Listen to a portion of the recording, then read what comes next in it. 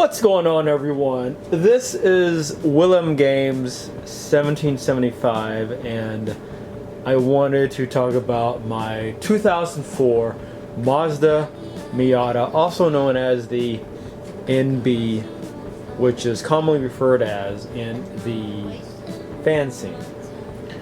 Well, let me give you a little bit of background history on my Miata.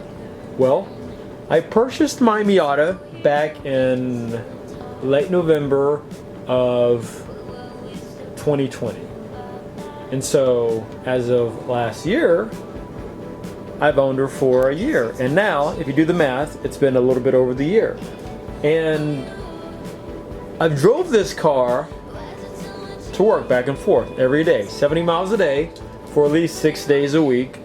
And originally, I purchased this Miata because I needed a car to commute from home to work. And I thought, well, good price, good car. I've owned other Miatas. This one shouldn't let me down. It drove fine. It did what it had to do. If you notice, there is a turbo kit in it, and that didn't come with it. I purchased this car for $3,300. He originally wanted, I believe, $35. He said yes really quickly, so I had to be concerned. But hey, I didn't regret it. When I bought it, it was stock except for the basic teen coilover set. It had some different wheels on it. I have some RPF ones by Enkei. It's actually my first set of non-rep wheels, and originally I bought this car just so I can drive it.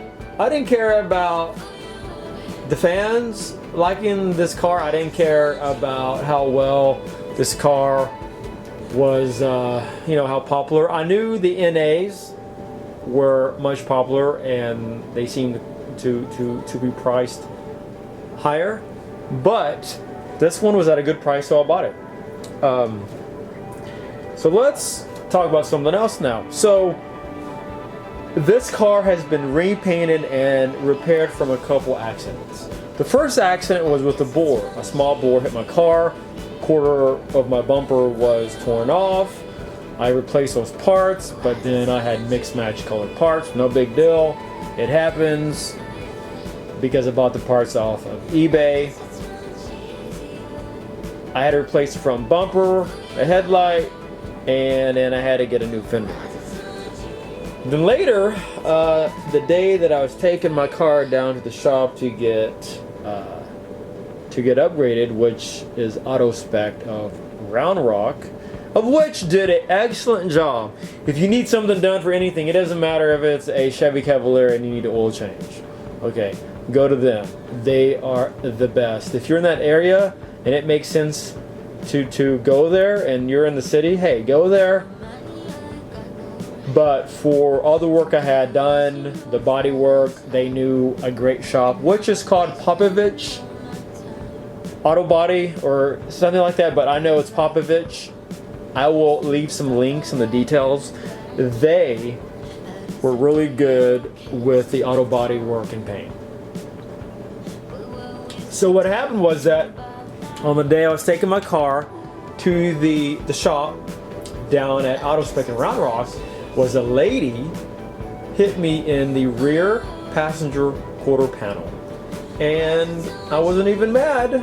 It happened, but that did not stop me from taking my car into the shop. The very next day, I was actually going on vacation. So, wow, yeah, that happened. So about 3 months later, and some tuning, some upgrades, here I have is a turbo kit. And what I want to talk about is the turbo kit. The turbo kit is from a guy who makes turbo kits in his garage, basically. He's on a mega corporation. So let me find this link. So he's called, and the guy who owns the business is called Lars. He's a great guy. If you ever interacted with him, or if you ever need to work with anyone from MK Turbo, that's who you will probably talk to. So anyway, the company's called MK Turbo. They have kits for Miatas from 90 to 97. 99 to 05, 90 to 93. This is simply me reading off his website. So the kit I got is for the 1.8, of course, and I decided to go with the full kit. I'm trying to navigate to that kit so I can describe what I actually paid for. So I went with the full kit. They start out as, and this is not a video about his business, but the kit started out at $1,776. $1,776. Funny, huh? 1776. All right. So anyway, and they go to $2,350 and $4,040, and they come basically the more you want, the more you pay. So this is a full kit. I had an issue with the ECU. Mine came with a DIY ECU. However, I did not have the patience to sort things out. I went to Lars. He wanted to work with me, but I did not have the patience. So I decided to go with the advice of my tuner, which is his name is John. His company is called Electric Edge Wiring, which can be found on Instagram. I will leave a link for that too as well. He suggested to get a GX4 Lynx 350Z ECU. Yes, it is a 350Z ECU, but it is an ECU, and the basics are the basics, and what I wanted to do matched up. So, in the kit that I purchased, and by the way, let me go back to the ECU. I had an issue with the ECU. I don't know if it's because there was an error in the ECU, but I did not have the patience to take care of it, so I pulled the trigger and I got a different ECU. No big deal, right? Other folks might have different luck. So let's talk about this kit. So this kit came with an intercooler, cone filter, 640cc force flow injectors, MS3 Pro ECU. It is a plug-and-play standalone engine management system. Unfortunately, my deal didn't work out, and like I said, wasn't Lars' fault. I decided to go a different route, and that's what I did. And so it comes with the exhaust downpipe, from downpipe to the muffler, basically a Chinese knockoff T3, T4 turbo. Now I do have a Garrett. Waiting to be installed. It's the same T3, T4, but it's a Garrett, American made. I believe it's American made. Garrett. It says American made on the box. It is for when I rebuild this engine. And when I do rebuild this engine, it's going to be off the chain. Anyway, comes with a turbo manifold. Comes with the muffler, of course, like I just said, and I'm just going off the website pictures. Comes with a blow-off valve, intercooler, all the piping, and so I'm looking at around 215 horsepower, and I'm running about 10 psi, 195 torque. So 10 psi at 3320 RPM, 195 torque at 4500 RPMs, and 215 horsepower at 7000 RPMs. This car feels like it's a lot more than 215. The tuner said it's just under 300. I don't take off from a dig. I've done a few pulls. The first week I had it, seems like I did a pull in this car every day, in the morning and the evening, because I go to work early in the morning and I come home late at night. And so before I had the turbo kit installed, I did certain things in this car. So the fuel pump went out, so I upgraded that. I forgot the name of the brand. I replaced all the calipers I replaced it. Let's see. I replaced the all the disc. I replaced the brake lines with steel belted, and there's a major difference. I have a 91 NA, which is mostly stock. It has stock brake lines. It feels spongy compared to this. I can tell a major difference. Definitely so. Speaking of which, of my 91 NA, that's a different deal.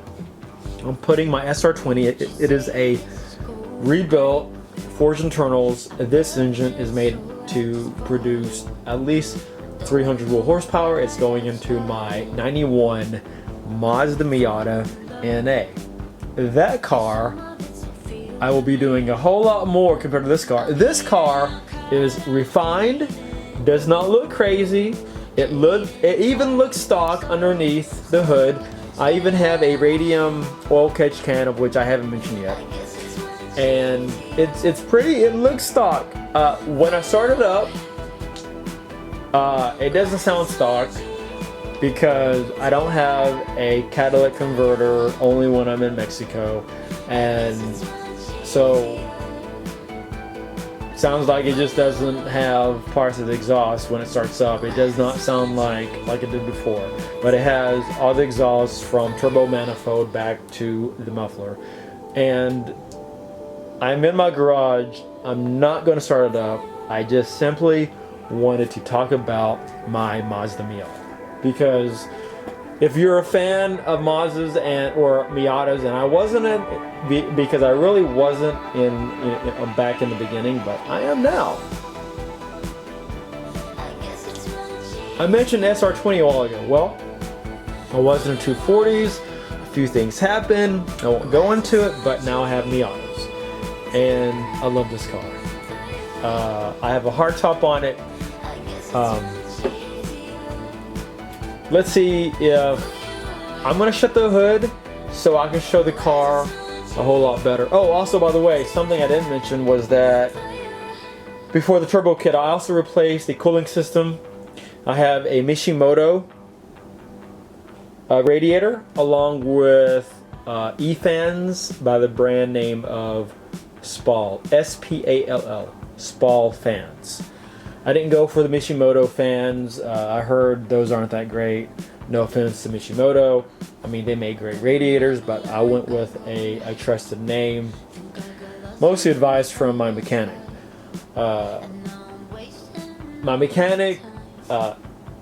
Stephen Wynn in Killeen, Texas, of KR Motorsports, the owner operator of that shop. He did everything but the turbo kit. He did the radiator, the clutch, the flywheel, and the fuel pump. I actually did the brake system. This car, there's nothing besides looking lowered. It's sitting on RPF ones by Enkey 16x7, I believe, and it has it's spelled, well, it's by Kumho, ECSTA, all season sport tires. Alright, so if you notice, do you see those set of tires off to the left hand side, upper left hand side? Well, on the top is my spare RPF1, of which you can't see very well unless I do this. Alright, those are summer tires. Those are for my NA. I had to put on a different set of wheels along with all-season tires because it is winter time and those summer tires just don't do very well in the winter. So let me shut this so I can show you as the best I can the other parts of this vehicle.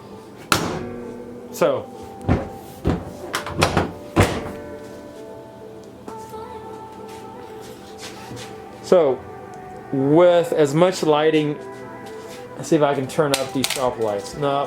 Anyway, I just have to deal with what I have. So basically, there's the hard top. Oh, I also installed a row bar. I had AutoSpec install my row bar. The interior is excellent. So let's take a look at the interior real quick. Take my camera off. I'm using a Canon T6i with a wide lens, the Canon 10-18. All right, so let's take a look at this. Here, let me do that. So there's the interior. Those are seat covers. Those are seat covers I purchased off of Amazon. I think they're around $115 to $200, and they're great. It was really difficult to put them on. They fit really tight. Let's take a look at the interior. Apologize for the bad lighting. Actually, let me see if I can get the dome light on. There you go. So, makes a little bit of a difference. Here is the interior. It looks really good. My shifter is the same one I had in my 91 or 92 240SX Coupe, of which is now gone. I sold the chassis, I kept the engine. I